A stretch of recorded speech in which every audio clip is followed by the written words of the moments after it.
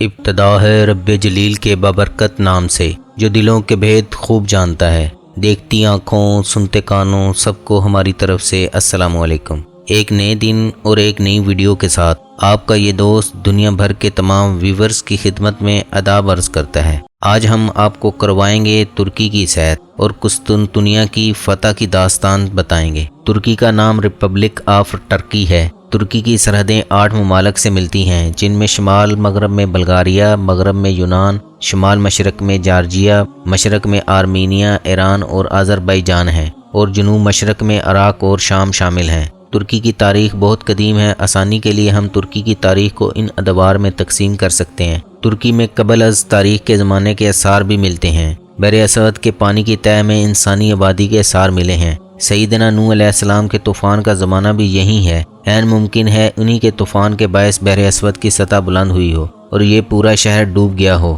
کانسی کا زمانہ۔ اس زمانے میں آلات اور برتنوں کا بڑا حصہ کانسی سے بنایا جاتا تھا۔ اناطولیہ کے علاقے میں ایک عظیم سلطنت قائم تھی۔ اس زمانے میں مغربی ترکی میں ٹرائے کی تہذیب غالب رہی۔ لوہے کے دور کا آغاز سیدنا داؤد علیہ السلام سے ہوا۔ اللہ تعالیٰ نے ان کے ہاتھ میں لوہے کو نرم کر دیا تھا۔ یہاں طویل عرصے تک یونانیوں کی سلیوسی سلطنت کی حکومت رہی، جو 63 عیسوی تک قائم رہی۔ اس کے کچھ عرصے بعد رومیوں نے اپنا پورا اناطولیہ فتح کر کے اسے روم کا حصہ بنا دیا۔ اس دور میں سیدنا عیسیٰ علیہ السلام کی بعثت ہوئی۔ رومی دور 330 میں رومی بادشاہ قسطنطین نے مسیحیت قبول کر کے اسے سرکاری مذہب قرار دیا۔ یہی وہ بادشاہ ہے جس نے موجودہ استنبول کے مقام پر عظیم شہر قسطنطنیہ بسانے کا حکم دیا، جو اس کا دارالحکومت قرار پایا۔ 7ویں صدی کے دوران مسلمانوں نے مشرقی ترکی کو فتح کر لیا، جس کے نتیجے میں رومی سلطنت صرف اناطولیہ کے مغربی علاقوں تک محدود ہو گئی۔ سلجوکیوں کے زوال کے بعد ترکی کے سیاسی منظرنامے پر عثمانی ابھرے، جنہوں نے اسلامی تاریخ کی سب سے عظیم ریاست سلطنت عثمانیہ تشکیل دی۔ سلطان محمد فاتح نے 1453 عیسوی میں قسطنطنیہ فتح کر کے کمال کر دیا۔ یہ شہر ویٹیکن سٹی کے بعد عیسائیوں کا مقدس ترین شہر تھا۔ استنبول پہلے قسطنطنیہ کہلاتا تھا اور قسطنطنیہ کو 1000 سال تک کوئی فتح نہیں کر سکا تھا۔ شہر کے دفاع کی بڑی وجہ اس کا جغرافیہ تھا۔ یہ شہر 2 سمندروں کے درمیان پہاڑ کی چوٹی پر آباد تھا۔ شہر تک پہنچنے کا واحد راستہ باسفورس اور باسفورس کے پانیوں سے نکلا ہوا گولڈن ہارن تھا۔ گولڈن ہارن پانی کی 7.5 کلومیٹر لمبی باریک پٹی ہے۔ یہ پٹی بلندی سے سینگ کی طرح دکھائی دیتی ہے اور اس وجہ سے گولڈن ہارن کہلاتی ہے۔ قسطنطنیہ کے بازنطینی حکمرانوں نے گولڈن ہارن میں لوہے کی مضبوط زنجیر بچھا رکھی تھی۔ یہ لوگ زنجیر کھینچ دیتے تھے، جہاز رک جاتے تھے اور یہ بازاں گولڈن ہارن میں آتش گیر مواد ڈال کر پانی کو آگ لگا دیتے تھے۔ جہاز جل کر راکھ ہو جاتے تھے۔ سلطان محمد فاتح یہ شہر فتح کرنا چاہتے تھے، کیونکہ نبی کریم صلی اللہ علیہ وسلم نے فرمایا تھا، میری امت کا جو شخص قسطنطنیہ فتح کرے گا وہ جنتی ہوگا۔ سلطان محمد فاتح یہ سعادت حاصل کرنا چاہتے تھے۔ انہوں نے 1453 عیسوی میں قسطنطنیہ کا محاصرہ کیا اور دنیا کی تاریخ ہی بدل کر کمال کر دیا۔ سلطان محمد فاتح نے ہزاروں درختوں کے تختے کٹوائے اور ان پر چربی چڑھائی۔ ہزاروں لوگوں نے یہ جہاز پہاڑ تک کھینچے۔ سلطان محمد فاتح بحری جہازوں کو پہاڑ کے اوپر سے سلائیڈ کر کے سمندر تک لے آئے۔ قسطنطنیہ کے لوگ اگلی صبح جاگے تو وہ گولڈن ہارن میں جہاز دیکھ کر حیران رہ گئے۔ اس طرح سلطان نے 29 مئی 1453 عیسوی کو شہر کو فتح کر لیا اور تاریخ میں سلطان محمد فاتح بن گئے۔ دوستو، یوں تو آپ نے عشق ممنون اور میرا سلطان جیسے ٹرکش ڈرامے دیکھے ہوں گے اور ترکی سے متعلق اکثر باتوں سے لوگ واقف ہیں، لیکن پھر بھی کئی ایسے حقائق ہیں جن کا ذکر عام طور پر کم ہی سنا جاتا ہے۔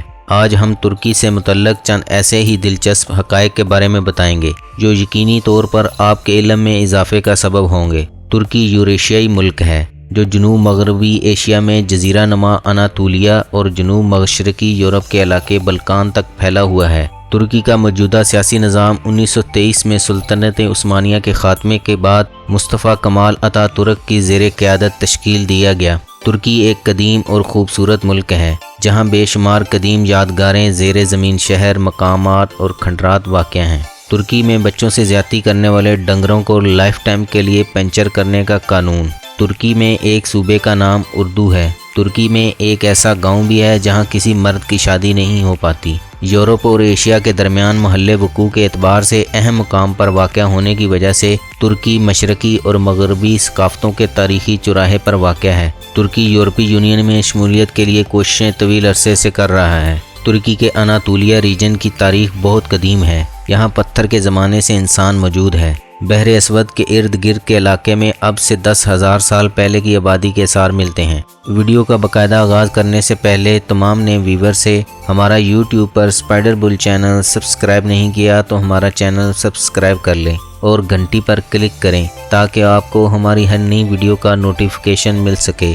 سلطنت عثمانیہ 631 سال تک قائم رہی اور 16ویں اور 17ویں صدی میں دنیا کی سب سے طاقتور سیاسی قوت تھی۔ زوال کے بعد سلطنت عثمانیہ نے پہلے جنگ عظیم میں جرمنی کا ساتھ دیا اور بالآخر شکست کھا گئے۔ 1 نومبر 1922 کو ترک پارلیمان نے خلافت کا خاتمہ کر دیا اور یوں اس طرح 631 سالہ عہد عثمانی کا خاتمہ ہو گیا۔ اگلے چند سالوں میں مصطفیٰ کمال اتاتورک نے وسیع پیمانے پر جدیدیت کے نام پر اصلاحات کی، حقیقت میں لادینیت کی بنیاد رکھی، عربی رسم الخط پر پابندی لگا دی اور اس کے بعد ترکی میں فحاشی کا دورہ ہو گیا۔ رجب طیب اردوغان نے آ کر اتاتورک کے خرافات کا خاتمہ کیا اور آج صدر کی حیثیت سے خدمات سر انجام دے رہے ہیں۔ موجودہ ترکی کے 81 صوبے ہیں: استنبول، انقرہ، ازمیر، بورسا، کونیا، ادانا اور صوبہ اردو بھی ترکی کا ایک صوبہ ہے۔ ترکی ایک ایسا ملک ہے جو 2 برے اعظموں میں واقع ہے۔ ترکی کی 97% زمین ایشیا میں جبکہ باقی 3% یورپ میں ہے۔ در حقیقت یہ 3% حصہ ترکی کے شہر استنبول کا حصہ ہے اور یہ دنیا کا واحد شہر ہے جو 2 برے اعظموں میں واقع ہے۔ استنبول ترکی کا سب سے بڑا شہر ہے اور یورپ کا تیسرا سب سے زیادہ آبادی والا علاقہ بھی۔ استنبول کے بارے میں کہا جاتا ہے یہ 7 پہاڑیوں پر واقع ہے۔ ترکی کی سب سے قدیم اور سب سے پیاری مسجد نیلی مسجد ہے۔ استنبول میں 1616 میں سلطان احمد اول کے دور میں مسجد کی تعمیر ہوئی جس کو سلطان احمد مسجد یا بلو ماسک بھی کہتے ہیں۔ یہ ترکی کی واحد مسجد ہے جس کے 6 مینار ہیں۔ تعمیر مکمل ہونے پر سلطان کو اس کا علم ہوا تو اس نے سخت ناراضگی کا اظہار کیا کیونکہ اس وقت صرف مسجد حرام کے میناروں کی تعداد 6 تھی اور سلطان نہیں چاہتا تھا کہ مسجد حرام سے زیادہ کسی کے مینار ہوں۔ اب چونکہ مسجد کی تعمیر مکمل ہو چکی تھی اس لیے مسئلے کا حل یہ نکالا گیا کہ مسجد حرام میں 1 مینار کا اضافہ کر کے اس کے میناروں کی تعداد 7 کر دی گئی۔ مسجد کے طرز تعمیر کی ایک اور خاص بات یہ ہے مسجد کے ہر کونے اور ہر جگہ سے امام کو بآسانی دیکھا اور سنا جا سکتا ہے۔ پھولوں کی کیاریوں سے مزین شہر میں چنار کے قد آور درخت بے شمار نظر آتے ہیں۔ ترکی کے ٹیکسی ڈرائیوروں سے ہوشیار رہنا چاہیے۔ یہاں ڈرائیوروں سے بارگیننگ ضروری ہے۔ ٹیکسیوں میں میٹر ضرور لگے ہوئے ہیں لیکن کہا جاتا ہے یہ لوگ اجنبیوں کو لمبا چکر لگوا کے منزل مقصود تک پہنچاتے ہیں۔ اگر ٹرکش آپ سے 400 لیرہ مانگیں تو سمجھ جائیں یہ 80 لیرہ میں کام ہو جائے گا اور یہ فارمولہ پورے ترکی میں ہر کام شاپ میں اپلائی ہوتا ہے۔ استنبول ہر لحاظ سے یورپین معیار کا شہر ہے۔ استنبول میں ایک بھی کچرا کنڈی نظر نہیں آئے گی۔ ترکی ان ممالک میں سے ہے جہاں پاکستان کے بارے میں دوستانہ جذبات وافر ہیں۔ پرانے استنبول کے چپے چپے پر تاریخی ورثہ موجود ہے۔ استنبول کو مساجد کا شہر بھی کہا جاتا ہے کہ پرانے شہر میں جگہ جگہ آپ کو مینار اور گنبد نظر آتے ہیں۔ شہر سے ٹرام گزر رہی ہے۔ اس کے کشادہ ڈبوں میں مسافروں کی خاصی بڑی تعداد سما جاتی ہے۔ یہ شہر سیاحوں کی پاپولر منزل ہے۔ ارد گرد ماحول یورپین ہے۔ اسکرٹ پہنے ہوئے لڑکیاں جینز میں ملبوس لڑکوں کے ہاتھ میں ہاتھ ڈالے بے نیازی سے چلتی نظر آتی ہیں۔ سیاحوں کی ایک بڑی تعداد عرب ممالک سے آتی ہے۔ یورپین سیاح بھی کافی تعداد میں نظر آتے ہیں۔ میکدے بھی نظر آتے ہیں جہاں زیادہ تر سیاح ہی نظر آتے ہیں۔ ترک حکومت نے بچوں سے زیادتی کرنے والے ڈنگروں کو لائف ٹائم کے لیے پینچر کرنے کا فیصلہ کیا ہے جس کے لیے طبی ماہرین سے رجوع کیا گیا ہے، جبکہ قانون سازی کے لیے نائب وزیر اعظم نے 6 رکنی کمیشن تشکیل دے دی ہے۔ ترکی کے دارالحکومت کا اعزاز انقرہ کے پاس ہے۔ ترکی کا کل رقبہ 8,14,578 مربع کلومیٹر ہے۔ ترکی کی زمینی سرحد 2573 کلومیٹر اور ساحلی سرحد 8,333 کلومیٹر ہے۔ ترکی اپنے رقبے کے اعتبار سے دنیا کا 37واں سب سے بڑا ملک ہے۔ ترکی کی آبادی اس وقت 8,15,25,970 افراد پر مشتمل ہے۔ ترکی کا GDP 11,93,650 روپے ہے۔ مس ترکی 2017 کی فاتح سے زاد اس لیے واپس لے لیا گیا کہ اس نے اپنے ملک کے محافظوں کا ٹویٹ میں مذاق اڑایا تھا۔ ترکی کی سب سے بڑی جھیل وان ہے۔ ترکی کا سب سے بلند ترین پوائنٹ کوہ ارارات ہے جو کہ ایک پہاڑ ہے اور یہ 5,137 میٹر بلند ہے۔ ترکی کی آب و ہوا گرم ہے جو کہ فصلوں کی پیداوار کے لیے بہترین ہے۔ اس کے علاوہ مویشی اور جنگلات اس ملک کی اہم صنعت ہیں۔ मुख्तलिफ अशिया की पैदावार के हवाले से भी तुर्की दुनिया भर में शोहरत रखता है। ये गाड़ियाँ, हवाई जहाज़, इलेक्ट्रॉनिक्स, लिबास, टेक्सटाइल की मसनूआत न सिर्फ तैयार करता है बल्कि एक्सपोर्ट भी करता है। तुर्की की करेंसी को टर्किश लीरा कहा जाता है। कदीम तरीन शहर ट्रॉय ने दौर के तुर्की में वाक़या है। तुर्की का सबसे मकबूल तरीन खेल सुकर फुटबॉल है। इस खेल में तुर्की की कौमी टीम साल 2002 में होने वाले वर्ल्ड कप फाइनल में तीसरे नंबर पर रही। बास्केटबॉल और वॉलीबॉल भी इस मुल्क के मकबूल तरीन खेल हैं। तुर्की सियाहों के दरमियान बहुत ज़्यादा मकबूल है क्योंकि यहाँ कई ऐसे सियाहती मुकाम मौजूद हैं जो कि आलमी सकाफती विरसे में भी शामिल हैं। पौधों की 9000 अक़साम में से 1/3 अक़साम तुर्की में पाई जाती हैं। इसके अलावा 5 मुनफरिद ममालिया जानवरों की अक़साम और 52 मीठे पानी की मछलियों की ऐसी अक़साम पाई जाती हैं जो दुनिया में कहीं और नहीं मिलती। दुनिया के 1/4 गुलाब के फूल तुर्की में पैदा होते हैं। तुर्की में अब तक 25 बड़े ज़लज़ले आ चुके हैं और 1939 में आने वाले ज़लज़ले की शिद्दत रिक्टर स्केल पर 7.8 थी। दुनिया में एक ऐसा गांव भी है जहां किसी मर्द की शादी नहीं हो पाती। कोई भी दोशीज़ा उनसे शादी पर आमादा नहीं है। वो जिस खातून को भी रिश्ता भेजते हैं टका सा जवाब आता है कि हम इस पसमानदा गांव में अपनी ज़िंदगी बर्बाद नहीं करना चाहती।